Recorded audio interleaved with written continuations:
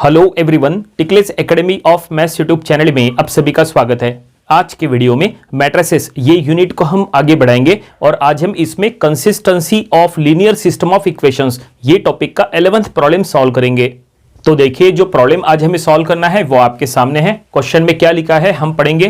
Question में लिखा है test the consistency and solve. देखो यहाँ पे 4 लीनियर इक्वेशंस दिए हैं। ये सिस्टम को हमें चेक करना है कि ये सिस्टम कंसिस्टेंट है कि नहीं। अगर सिस्टम कंसिस्टेंट हुआ तो हमें फिर इसको सॉल्व करके एक्स वाई जेड का वैल्यू फाइंड आउट करना है। तो चलो हम ये प्रॉब्लम सॉल्व करेंगे और ये प्रॉब्लम सॉल्व करने का टेक्निक बिल्कुल वैसा ही रहेगा जैसा हमने इसके पहले के प्रॉब्लम्स में यूज किए थे। कंसिस्टेंसी चेक करते समय आपको सबसे पहले क्या करना होता है, ये गिवन इक्वेशंस को हमें मैट्रिक्स फॉर्म में पुट करना होता है।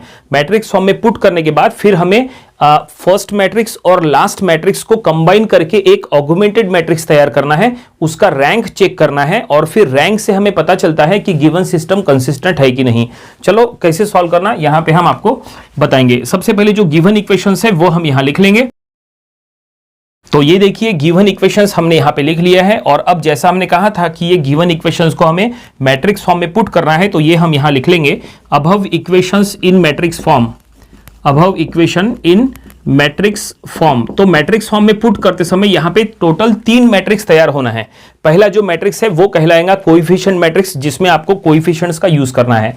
दूसरा मैट्रिक्स रहेगा अननोन मैट्रिक्स, जिसमें आपको अननोन एक्स वाई जेड ऐसा रखना है। और तीसरा मैट्रिक्स रहेगा कांस्टेंट मैट्रिक्स, जिसमें इसमें जो इक्वल टू के राइट साइड में जो कांस्टेंट है उसका हमें यूज करना है। चलो यहाँ पे 3 मैट्रिक्स जो है वो बनाएंगे जैसा हमने कहा था। तो चलो पहला मैट्रिक्स कोएफिशिएंट मैट्रिक्स वो हम यहां बनाएंगे। ये काफी बड़ा हो जाएगा क्योंकि ये जो है यहाँ पे इसमें 4 इक्वेशंस है, तो 4 इक्वेशंस के अकॉर्डिंग यहाँ पे 4 रोज बनेंगी।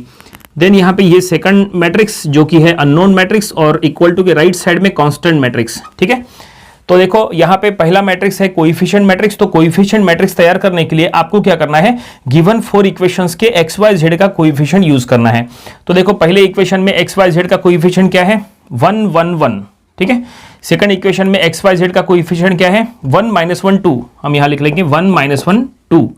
ओके, और अब जस्ट अ मिनट, 1 -1 2। उसके बाद थर्ड इक्वेशन में एक्स वाई जेड का कोएफिशिएंट क्या है, 3 1 1। तो हम लिख लेंगे 3 1 1। फोर्थ इक्वेशन में एक्स वाई जेड का कोएफिशिएंट क्या है, 2 -2 3। तो हम यहां लिख लेंगे 2 -2 3। इस तरह से हमने क्या किए, गिवन 4 इक्वेशंस के एक्स वाई जेड का कोएफिशिएंट्स यूज करके हमने ये कोएफिशिएंट मैट्रिक्स यहां बना लिए। और अब यहाँ पे अननोन मैट्रिक्स में हमें जो अननोन है एक्स वाई जेड वो यहाँ पे लिखना है। और अब इक्वल टू के राइट साइड में यहाँ पे क्या है, देखो 6 5 8 7।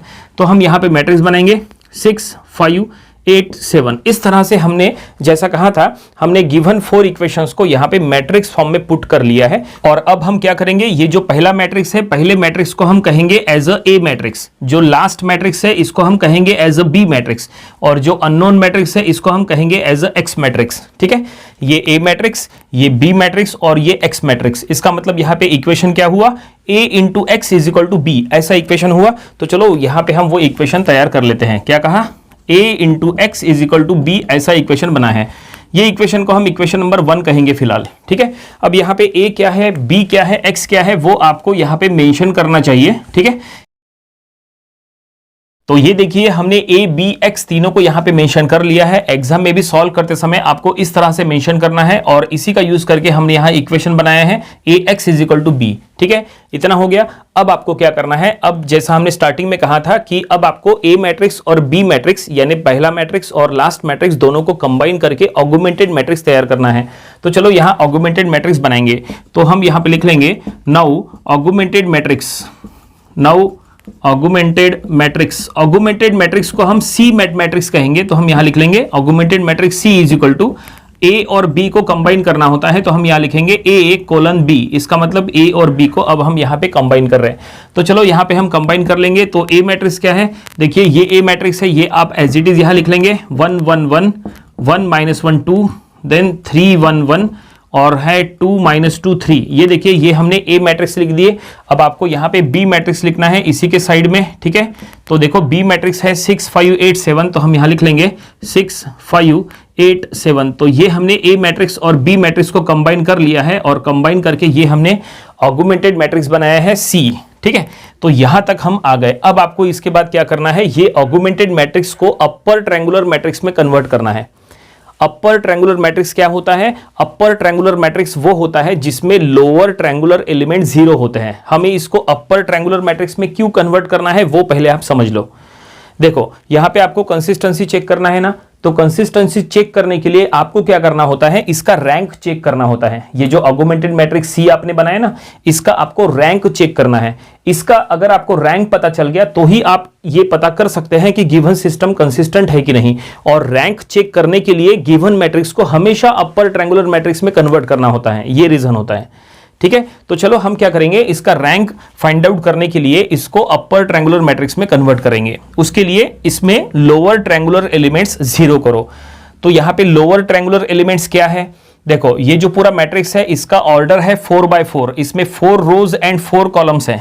ठीक है, तो इसका ऑर्डर है 4x4। चलो ऑर्डर जो है वो हम यहां साइड में लिख लेते हैं, 4x4 का ऑर्डर है। ठीक है, अब इसमें लोअर ट्रायंगुलर एलिमेंट्स कौन से हैं? तो देखिए ये फर्स्ट कॉलम में ऊपर का 1 छोड़ के ये 1, ये 2, ये 3, देखो जिसके नीचे हम ऐसा डैश कर रहे हैं वो है लोअर ट्रायंगुलर एलिमेंट्स। इसका मतलब ये 1, ये 2, ये 3 एलिमेंट ये है, उसके बाद ये एक एलिमेंट, ये एक एलिमेंट।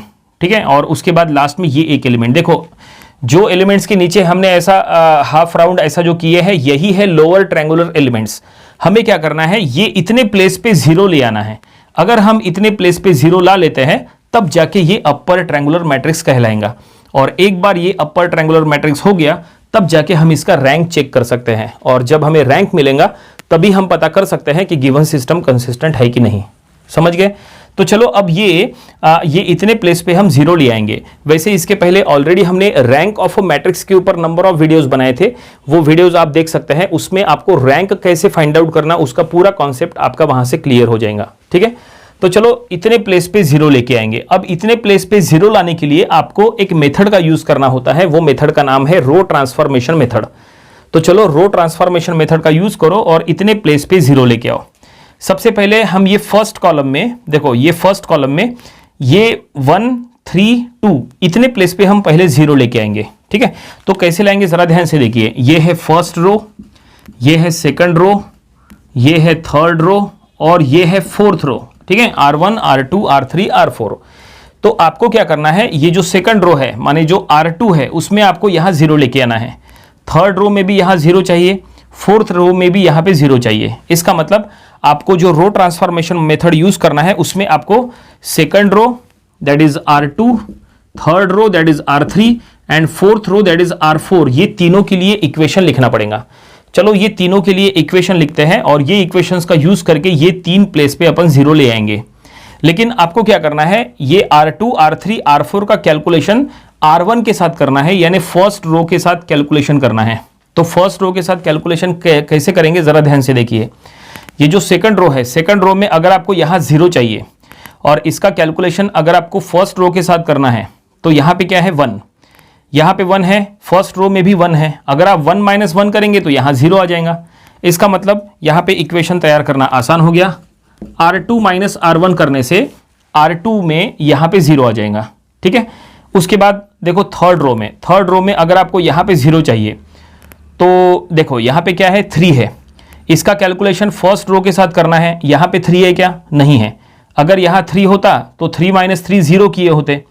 यहां 3 नहीं है तो हम क्या करेंगे, इसको 3 से मल्टीप्लाई करेंगे, फर्स्ट रो को 3 से मल्टीप्लाई करेंगे तो यहां पे 3 आ जाएगा। फिर हम 3 - 3 करेंगे तब जाके 0 होगा।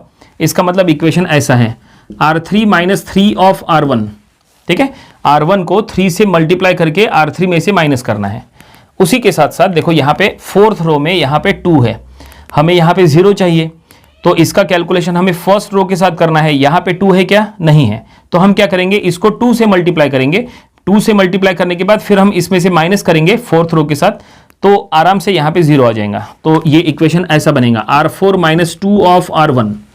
ठीक है, तो इस तरह से हमने 3 इक्वेशंस बना लिए। ये 3 इक्वेशंस का यूज करेंगे तो ये 3 प्लेस पे 0 आना तय है। ठीक है, नंबर ऑफ स्टूडेंट जो है वो इक्वेशन नहीं बना पाते हैं, तो इक्वेशंस बनाने की आपको प्रैक्टिस करना चाहिए। चलो अब यहाँ पे न्यू मैट्रिक्स बनाते हैं, देखते हैं न्यू मैट्रिक्स क्या बनेगा। तो न्यू मैट्रिक्स जो सी मैट्रिक्स है उसमें first row as it is रहेगा 1 1 1 6। First row as it is, क्योंकि फर्स्ट रो के साथ आपने कैलकुलेशन नहीं किया है। 1 1 1 6 ये हो गया फर्स्ट रो। और अब second row, third row, fourth row, सिर्फ उसके लिए आपने इक्वेशन लिख लिया है। तो ये इक्वेशंस का यूज करो और second row, third row, fourth row के एलिमेंट्स फाइंड आउट करो। सबसे पहले सेकंड रो के एलिमेंट्स फाइंड आउट करेंगे। देखो हम यहाँ पे आपको रफ कैलकुलेशन बताएंगे, अगर आपको यहाँ पे कुछ कंफ्यूजन होता है तो वो कैलकुलेशन के थ्रू आप वो समझ सकते हैं। तो सेकंड रो के एलिमेंट्स फाइंड आउट करने के लिए आपको क्या करना है, आपको ये इक्वेशन का यूज करना है, R2 वाली इक्वेशन का यूज करना है। इसमें क्या लिखा है, R2 माइनस R1, यानी R2 के एलिमेंट्स माइनस R1 के एलिमेंट्स करना है। तो यहाँ पे देखो 1 माइनस 1, तो ये क्या हो जाएगा 0, तो ये आ गया यहाँ पे 0। ये जो 1 है वो यहाँ पे आ गया, इसका रिस्पेक्टिव ये जो 1 है वो यहाँ पे गया, तो 1 माइनस 1 0 हो गया। उसी के साथ साथ ये -1 यहाँ रखो R2 के प्लेस पे, इसका रिस्पेक्टिव ये जो 1 है वो यहाँ पे रखो, तो -1 तो ये हो जाएगा -2। उसके बाद ये जो 2 है वो यहाँ पे रखो और ये जो 1 है वो यहाँ पे रखो, इट मीन्स 2 - 1, तो ये हो गया 1। उसके बाद ये जो 5 है वो यहाँ पे रखो R2 के प्लेस पे, इसका रिस्पेक्टिव 6 यहाँ रखो R1 के प्लेस पे, तो 5 - 6 हो जाएगा, 5 - 6 यानी -1। तो ये देखिए हमने सेकंड रो के एलिमेंट्स फाइंड आउट कर लिए। अब चलो थर्ड रो के एलिमेंट्स फाइंड आउट करेंगे। हमने सेकंड रो के एलिमेंट्स के लिए यहाँ पे रफ कैलकुलेशन नहीं बताए, सेकंड और थर्ड और फोर्थ के लिए हम यहाँ पे जरूर कैलकुलेशन बताएंगे। ठीक है, चलो थर्ड रो के लिए कैलकुलेशन करेंगे। थर्ड रो में क्या इक्वेशन लिखा है, R3 - 3 ऑफ R1। इसका मतलब R3 के एलिमेंट्स यहाँ पे पुट करना है R3 के प्लेस पे, और इसके रिस्पेक्टिव R1 के एलिमेंट्स आपको यहाँ पे पुट करना है। तो ये क्या होगा, देखो ये 3 यहाँ पे आया, इसका रिस्पेक्टिव 1 यहाँ पे गया, इसका मतलब ये ऐसा, ये देखो 3 - 3 × 1 ऐसा हो गया। ठीक है, तो ये क्या आ जाएगा, ये 0, तो हम यहाँ लिख लेंगे 0। उसके बाद ये 1 जो है वो यहाँ पे जाएगा R3 के प्लेस पे, इसका रिस्पेक्टिव ये 1 यहाँ पे जाएगा R1 के प्लेस पे, तो ये कुछ ऐसा लिखेंगे 1 - 3 × 1, तो इनडायरेक्टली 1 - 3, 1 - 3 कितना -2, तो हम यहाँ लिख लेंगे -2। उसके बाद ये 1 यहाँ पे आएगा R3 के प्लेस पे, इसका रिस्पेक्टिव ये 1 यहाँ पे जाएगा, फिर से 1 और 1 है तो इसी टाइप का रहेगा, तो फिर से यहाँ आएगा -2। उसके बाद ये जो 8 है वो यहाँ पे गया R3 के प्लेस पे, इसका रिस्पेक्टिव 6 यहाँ जाएगा R1 के प्लेस पे। तो देखो कैलकुलेशन ऐसा होगा 8 - 3 × 6। ठीक है, तो इस तरह से, तो ये 8 - 18, तो ये हो जाएगा -10, इस तरह से। तो फाइनली थर्ड रो के एलिमेंट्स हमने फाइंड आउट कर लिए, और अब चलो फोर्थ रो के एलिमेंट्स फाइंड आउट करेंगे। तो फोर्थ रो के एलिमेंट्स फाइंड आउट करने के लिए हम क्या करेंगे, ये R4 वाली इक्वेशन का यूज करेंगे। ठीक है, तो क्या इक्वेशन है, R4 - 2 ऑफ R1, यानी R4 के एलिमेंट्स यहाँ पे पुट करना है, इसके रिस्पेक्टिव R1 के एलिमेंट्स आपको यहाँ पे पुट करना है। देखते हैं क्या यहाँ पे एलिमेंट्स बनते हैं। तो यहाँ पे 2 आया और इसका रिस्पेक्टिव 1 यहाँ पे गया, तो ये ऐसा होगा 2 - 2 × 1, तो इनडायरेक्टली 2 - 2 क्या 0, तो हम यहाँ लिख लेंगे 0। ओके, इस तरह से। देन आफ्टर ये -2 यहाँ पे जाएगा, इसका रिस्पेक्टिव 1 जो है वो यहाँ पे जाएगा, तो ये ऐसा होगा -2 - 2 × 1, यानी -2 - 2, तो ये क्या हो गया -4, तो हम यहाँ लिख लेंगे -4। ओके, देन आफ्टर ये 3 यहाँ पे आएगा R4 के प्लेस पे, इसका रिस्पेक्टिव 1 जो है वो R1 के प्लेस पे जाएगा, मतलब ये ऐसा होगा 3 - 2 × 1। ठीक है, इसका मतलब ये क्या 3 - 2 यानी 1, तो हम यहाँ लिख लेंगे 1। ओके, उसके बाद ये 7 यहाँ पे आएगा, इसका रिस्पेक्टिव जो 6 है वो यहाँ पे जाएगा। ठीक है, तो ये कुछ इक्वेशन ऐसा बनेगा 7 - 2 × 6। ठीक है, मतलब ये 7 - 12, तो 7 - 12 कितना, तो ये हो जाएगा यहाँ पे -5, तो हम यहाँ लिख लेंगे -5। तो ये देखिए न्यू मैट्रिक्स बन चुका है। चेक करो क्या ये अपर ट्रायंगुलर मैट्रिक्स है, नहीं ये अपर ट्रायंगुलर मैट्रिक्स नहीं है, क्योंकि इसमें लोअर ट्रायंगुलर एलिमेंट्स अभी भी पूरी तरह से 0 नहीं है। सिर्फ ये 3 प्लेस पे 0 आ चुका है, अभी भी 3 प्लेस बाकी है। हमने आपको टोटल यहाँ पे 6 प्लेसेस बताए थे, ये उसमें से ये 3 प्लेस पे 0 आ गया है, ये 3 प्लेस पे अभी भी 0 आना है। मतलब कहाँ पे देखो, ये एक प्लेस, ये दूसरा प्लेस और ये तीसरा प्लेस, ये 3 प्लेस पे और हमें 0 चाहिए। और ये 0 लाने के लिए अब चलो रो ट्रांसफॉर्मेशन मेथड का फिर से यूज करेंगे।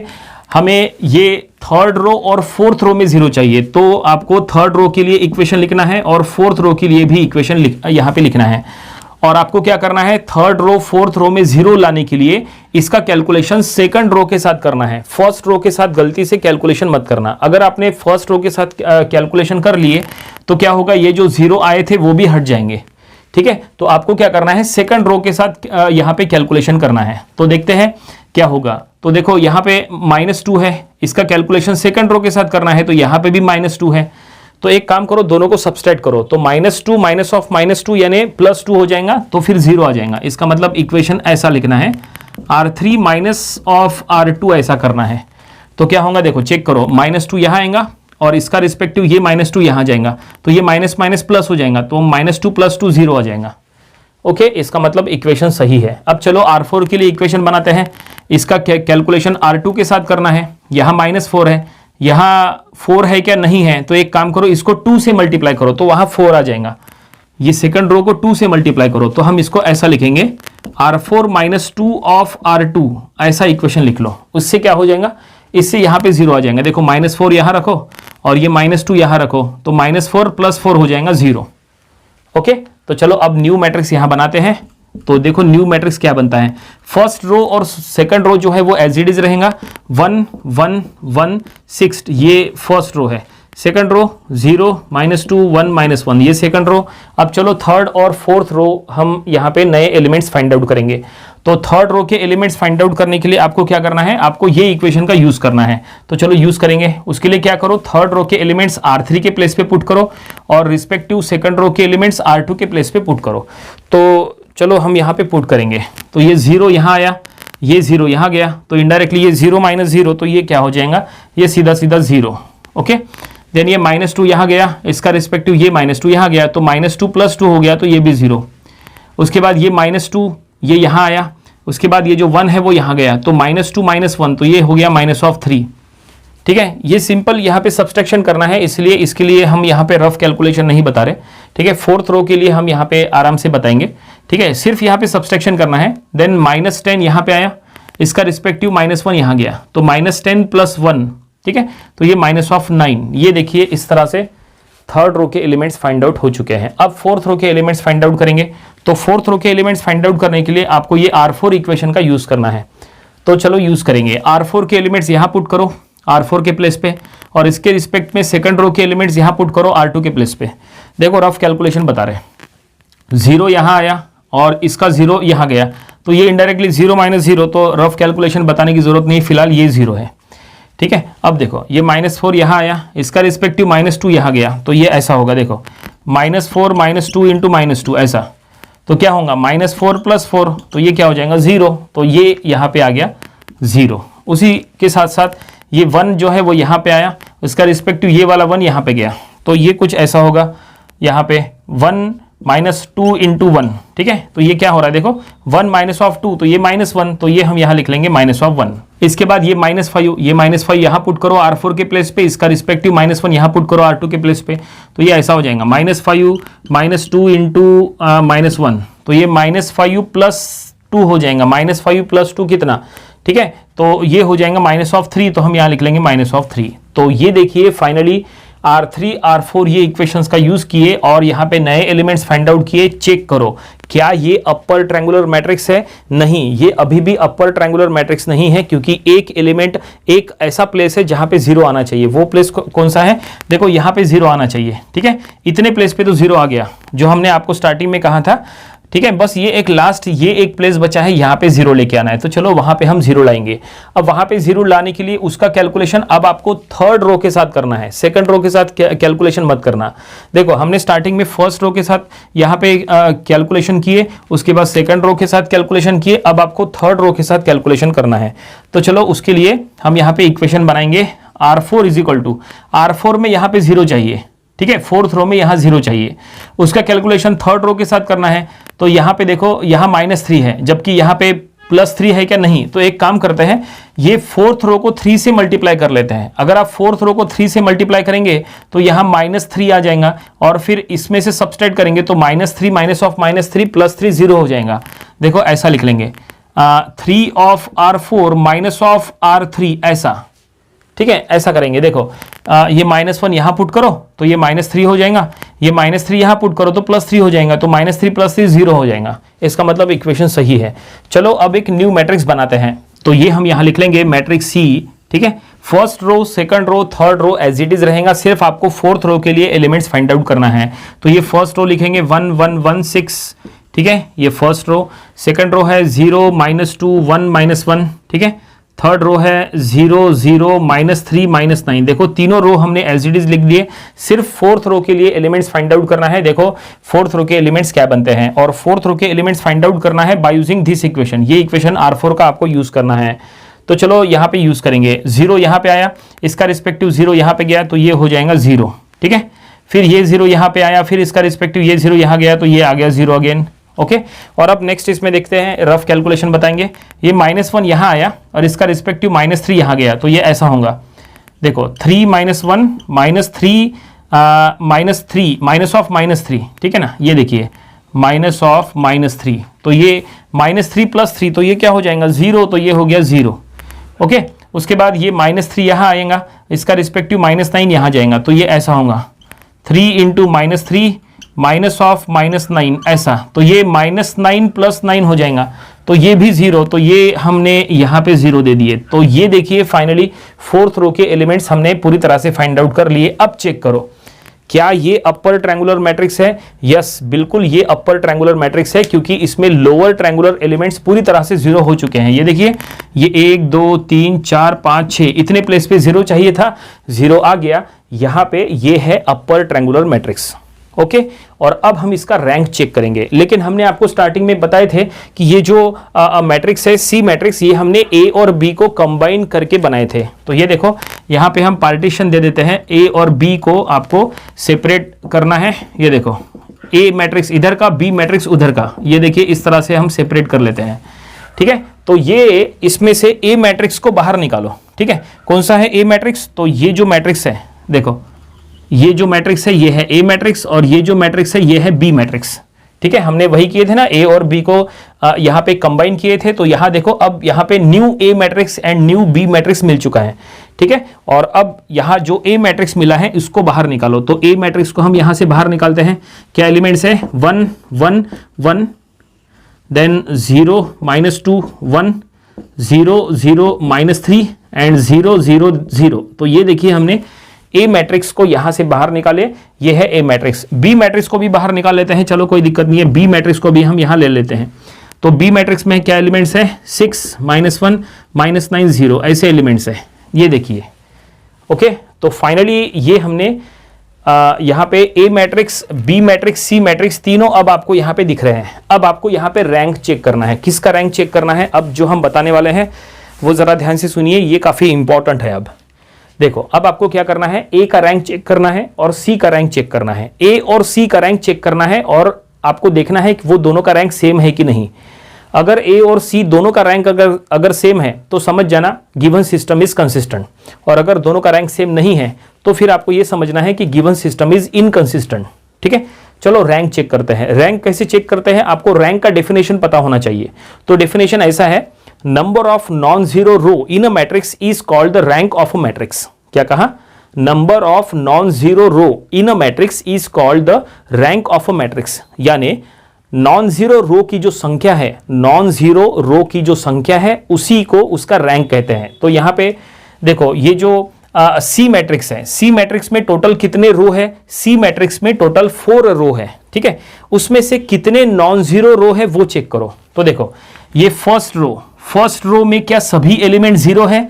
फर्स्ट रो में सभी एलिमेंट 0 नहीं है। इसका मतलब first row is the non zero row. हम इसके सामने लिख लेते हैं NZ, it means it is a non zero row, ठीक है। जस्ट अ मिनट, ये मिटा देते हैं, ठीक है।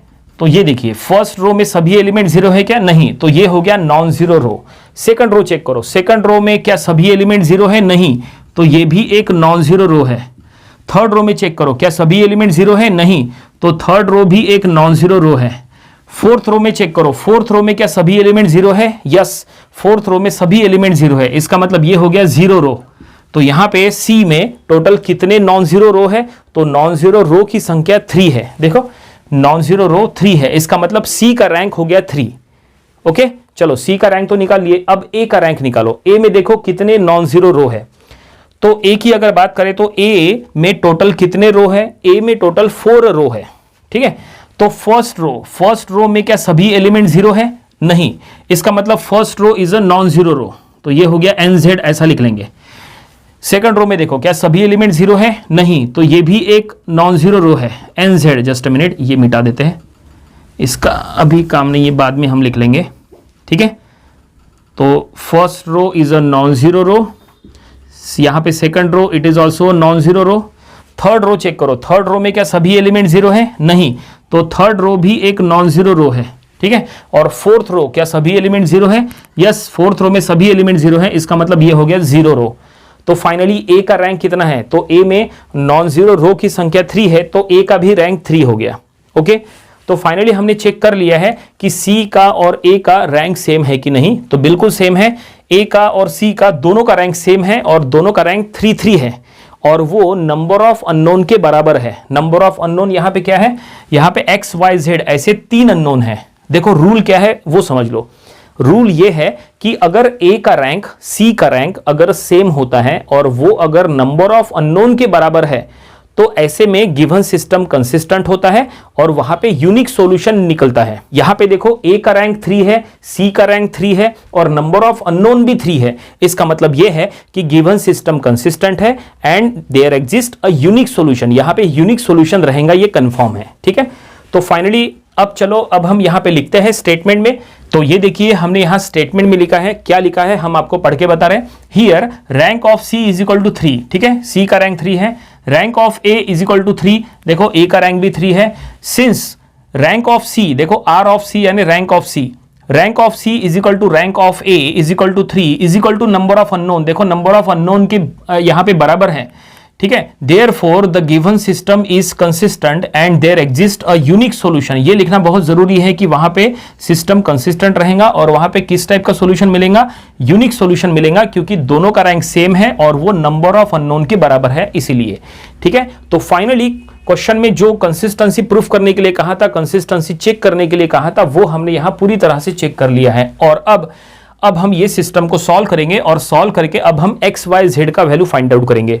तो कैसे फाइंड आउट करेंगे उसके लिए अब आपको क्या करना है, ये इक्वेशन नंबर 1 का यूज करना है। देखो इक्वेशन नंबर 1 जो हमने दिए थे, अब उसका यूज यहां पे होगा, तो हम यहां पे लिख लेंगे इक्वेशन नंबर 1 एम्प्लॉइज क्या है, that is A X is equal to B, ये है। तो चलो यहां पे A matrix X matrix and B matrix यहां पे लिख लेंगे।